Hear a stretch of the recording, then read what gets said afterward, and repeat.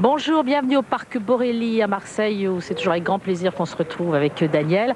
Alors Daniel, cette troisième journée, on peut dire que c'est le deuxième temps fort de ce concours puisque cet après-midi, c'est l'entrée en lice à la fois des jeunes et des femmes. Oui, puis on attaque les 32e de finale, les choses sérieuses commencent, les favoris, tous les cracks sont là.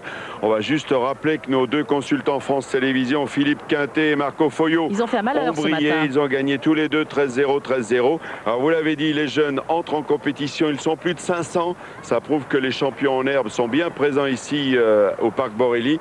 Et puis les dames, elles sont plus de 400. Voilà donc des compétitions qui vont séduire tous les amateurs de la boule de pétanque. Voilà, et regardez, ceux qui sont derrière moi, ils seront au départ tout à l'heure du concours des jeunes. Alors, la pétanque comme outil pédagogique, c'est très répandu dans la région. Il y a beaucoup d'initiatives qui existent. Ça rentre même dans un cycle d'études, comme dans ce collège que vous allez voir, où plus de 200 jeunes d'école primaire sont initiés à la pétanque et pas avec n'importe qui, puisque c'est avec une championne du monde.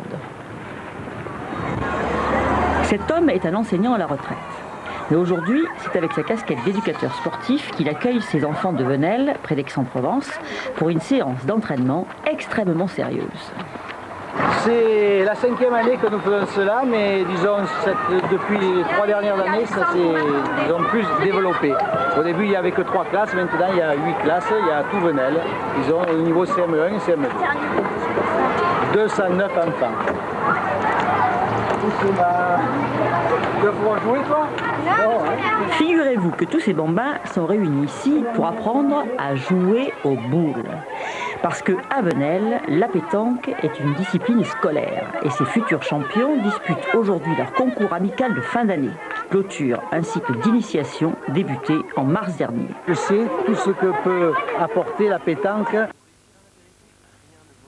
si bien sur la maîtrise de soi que sur l'aspect social. Et en plus de cela, je pense que la pétanque, à ce moment, est en train de faire un boom en avant. Elle est devenue sport de haut niveau, donc elle a besoin de champions. Et c'est aussi par l'intermédiaire des écoles qu'on va arriver petit à petit à faire des champions aussi. C'est pour cela que nous faisons intervenir Madame Innocenti, qui est championne du monde, qui a été championne du monde, et qui a encore participé au championnat de France de différentes catégories cette année, et qui apporte tout son aspect technique aux enfants. Ce sont des enfants qui sont néophytes, qui n'ont jamais joué à la pétanque.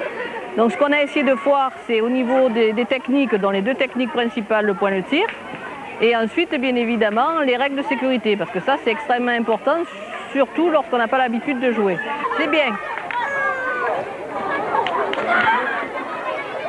Voilà, ce qui est le plus dur à faire passer pour certains enfants, c'est de jouer sous la main et d'avoir les pieds tankés. Pétanque, pieds tankés.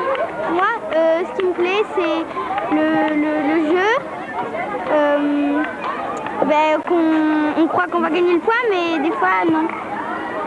Tout peut changer à chaque minute. Mettre la boule dans l'apocalypse. Ce qui est bien, c'est aussi travailler en équipe.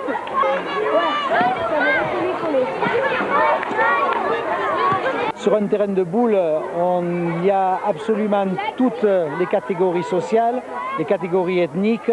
Il n'y a jamais aucun problème. On se serre la main dès qu'on se rencontre. On se serre la main à la fin de la rencontre. Sur les terrains de boule, l'aspect social est absolument primordial. Moi, je trouve que la pétanque, c'est assez bien parce que ça nous fait faire des sports dans l'école. Moi, j'espère que je vais gagner. On tirait mal. On lâchait la boule comme ça, alors qu'il fallait la lancer comme ça. Voilà. Donc, on avait perdu des points. Et après, on s'est laissé aller et on a perdu. Mais en tout cas, c'était très bien et on s'est bien amusé. Voilà.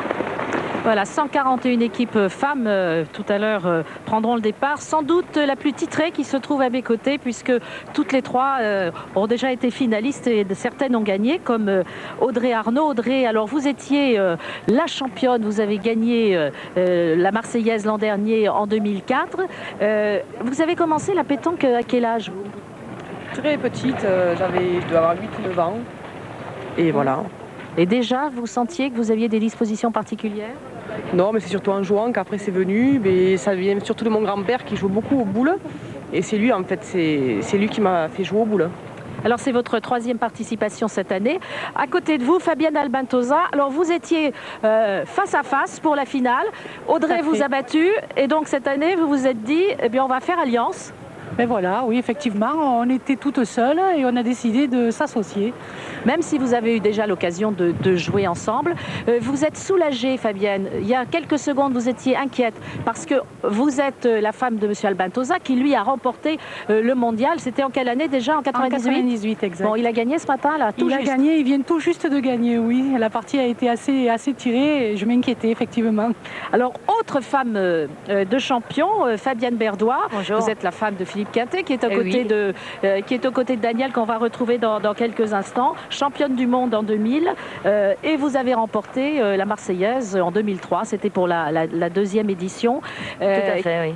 Quelle est la qualité principale qu'il faut préserver lorsqu'on fait ce concours ici? Je pense qu'il faut garder sa motivation déjà pour commencer et je pense qu'il faut, dans des conditions comme ça où il y a un public très nombreux, il faut une très grande concentration mais il faut un calme, vraiment, le calme est très important je pense. Audrey, quel est votre atout principal pour aujourd'hui? Ben, je vous dirai ça quand on aura commencé, parce qu'alors, pour l'instant, je peux pas. Et Fabienne, vous avez l'air assez calme et placide. Ben oui, je crois qu'avant tout, le principal, c'est de prendre beaucoup de plaisir. Quand on gagne, évidemment, on en prend toujours plus, mais je crois que quand même, avant tout, c'est d'avoir plaisir à jouer. Bon, on va vous suivre avec beaucoup d'attention parce qu'on a quand même de fortes chances de vous retrouver jeudi sur le Vieux-Port pour la finale. Vous avez beaucoup d'atouts toutes les trois. On espère. Hein. Ah, ça et en serait un fait, rêve. c'est la première fois que vous jouez toutes les trois, surtout dans ce concours. Et Daniel, alors vous êtes, il y a quelqu'un qui va surveiller ça très très près, bien sûr. C'est Monsieur Quintet qui va surveiller ce que va faire sa femme cet après-midi. Oui, voilà, on a une triplette de choc composée du président qui nous fait l'amitié d'être avec nous, le président Claude Azéma, président de la Fédération française mais aussi internationale de pétanque, et le multiple champion du monde, Philippe Quintet. Tout de suite sur l'aire de jeu, nous y sommes pour ce 32e de finale très matinal, avec des conditions de jeu qui ont beaucoup bougé. Vous voyez, il a plu hier sur Marseille. Ce matin, il y a du vent dans les voiles, beaucoup de Mistral. Ça gêne un petit peu les tireurs. Les hommes en jaune, justement, on parlait d'Albentosa, ben, ça tombe bien, la transition est toute faite, puisqu'on retrouve celui qui, le voici, Gilles Guéraud, qui a gagné en 98 avec Villefroy. Eux, ils ont gagné la Marseillaise. Il a 39 ans, c'est sa 16e participation. Il a été redoutable ce matin au point. Donc on est là dans cette 6e mène.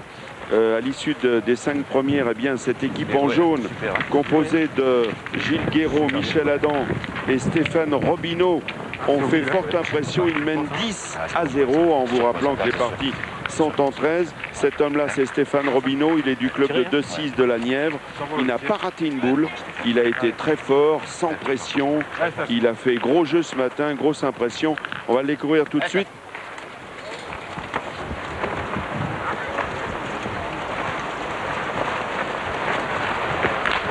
Eh bien, vous voyez, au moment où on parlait de son adresse, il n'a fait que de chatouiller la boule. Ça n'a peut-être pas suffi, ils vont mesurer les points. Alors, Philippe Quintet qui est avec nous. Philippe, on parlait de Marco Foyo qui a eu une entrée en matière extrêmement difficile parce qu'il a failli être éliminé. Vous aussi, vous avez eu quelques sueurs hier. Vous avez été mené 2-8. Comment ça s'est passé? Racontez-nous. C'était la partie juste après le repas, donc on est rentré vraiment difficilement dedans. Et puis on est tombé sur une équipe qui a très bien joué le coup, qui a bien démarré, et on a été mené 2-8. Bien heureusement, on a réussi à revenir dans la partie, et la fin était heureuse pour nous.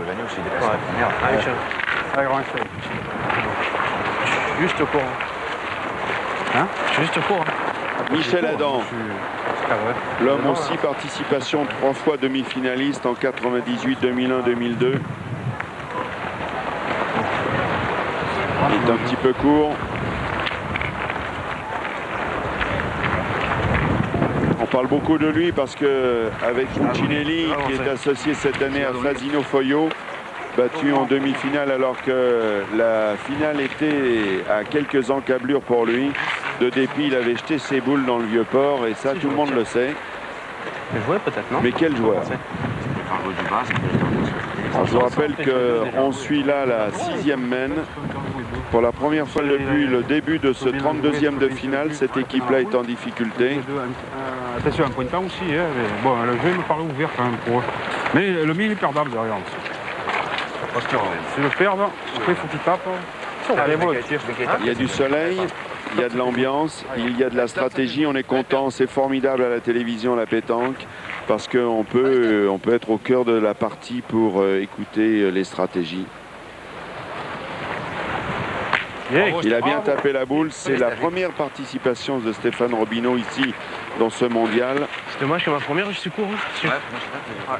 Il fait partie de l'équipe de France Espoir depuis 2 ans. Il a disputé les Masters de pétanque l'an passé. Quintet s'en souvient.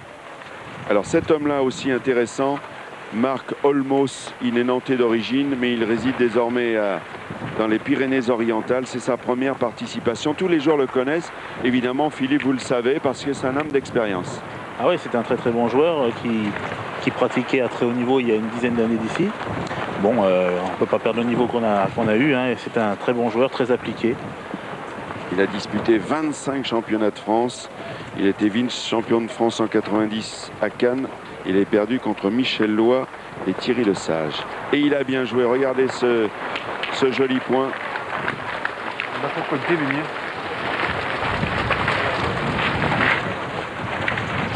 Alors avec nous, le président de la Fédération française et internationale, Claude Azéma. Claude, c'est un bonheur d'être à Marseille. C'est l'une de vos vitrines quand même, hein. Il y a des championnats partout. En plus, Marseille, capitale en ce moment des boules, parce qu'il y a une semaine, il y avait les championnats de France. Oui, il y avait vraiment le championnat de France en triplette, qui est la vraie grande vitrine de la fédération, où tous les joueurs de haut niveau, départementaux, régionaux sont présents. Et là, le concours de la Marseillaise est la grande manifestation populaire, avec la plus grosse participation possible des joueurs. Pour nous, c'est un point intéressant. Et je profitais d'un bref passage dans la région pour venir saluer Michel Montana et toute l'équipe et mes amis joueurs de haut niveau qui sont présents cette année. Je pense que tout va bien se passer pour eux. Malheureusement, je ne peux pas rester puisque j'ai un métier. Il faut que je retourne travailler dès ce soir. Contrairement à certains présidents de fédération, ils ne m'ont pas encore rémunéré pour faire ça. C'est plutôt ma profession qui m'aide à faire ce bénévolat de président. Alors on est toujours dans cette partie où finalement les hommes en jaune sont en difficulté. Regardez, on découvre maintenant Omar Bounoua. Il a été inconstant dans le tir, mais c'est un redoutable frappeur. Là, il va essayer d'enlever. Ah, ben il a enlevé les deux, c'est encore mieux. Les 2 boules de Michel Adam sont parties. Voilà l'opportunité de revenir au score. Il vient de faire un carreau, il enlève les boules. Ça, c'est une belle frappe, hein. Philippe, il fallait en profiter. Ils sont menés 10-0. Ah oui, là, c'est une belle frappe. Et en plus, ça va leur permettre vraiment de revenir dans la partie et de pouvoir espérer un petit peu gêner un peu les adversaires. Alors, Sébastien Fourastier, il a 22 ans. 2e participation l'an passé. Il avait atteint les 16e. Il est de Bages, de Perpignan. Il adore le foot. Son idole, c'est Ronaldinho. Il faut dire que quand on est à Perpignan, on n'a pas beaucoup de kilomètres à faire pour aller au Nou Camp, à Barça, pour voir le Barça, à Barcelone. Et ils vont faire une bonne main là. Ils ont la possibilité d'en faire 5. Ils en ont déjà 3 sur le tapis. 2e boule de Sébastien Fourastier. En voilà 4.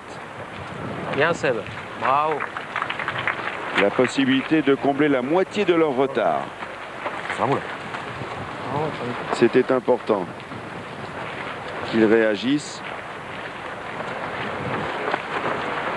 Omar Bounoua, 6e participation. Son meilleur parcours ici, un 8e de finale en 92. 5 titres départementaux.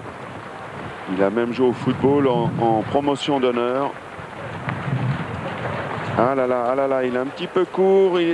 C'est pas sûr qu'il y soit, non. Et non. C'est la première raison pour être de moi. Et oui, c'est vrai. C'est important, ça, Philippe, aussi. Hein. Quand on a joué les artilleurs toute la partie, dès qu'il faut rajouter. Disons que les terrains, en plus, sont très particuliers. Alors, quand on n'a pas eu l'occasion d'essayer de faire rouler la boule, c'est vrai que ça peut gêner, ça peut faire ce qu'on a vu là, hein, perdre des points qui paraissent assez faciles. En tout cas, voilà, ils sortent la tête de l'eau. Il y avait du monde, il y avait beaucoup de monde. Le soleil est là, il y a du vent, mais les conditions sont bonnes. Ça gêne un peu les tireurs, on vous l'a dit. Mais bon, 10-4, les hommes en noir reprennent un peu les couleurs. Omar Bounoua, Sébastien Fourastier et Marc Olmos ne sont plus menés que 10-4. On enchaîne, on a sauté une mène, la 7e, parce que le bouchon a été noyé par Robineau. Et on attaque la 8e mène. La voici. Et donc toujours 10-4. Et puis président, on est un petit peu fébrile parce que